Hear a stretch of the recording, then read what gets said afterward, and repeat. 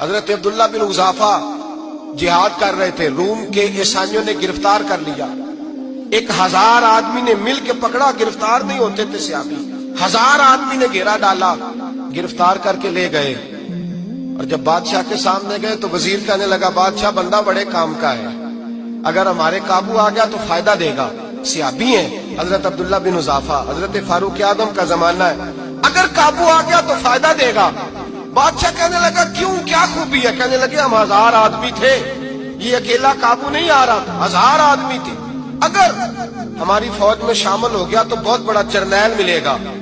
بادشاہ کہنے لگا کوئی مسئلہ نہیں، 2-3 چیزیں ہوتی ہیں بندے کو خریدنے کے لیے، خرید لیتے ہیں۔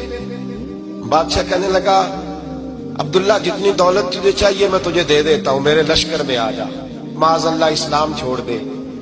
حضرت عبداللہ بن حذافہ کیا فرماتے ہیں؟ فرماتے ہیں بڑا تو بیوقوف ہے، میں نے دولت کمانی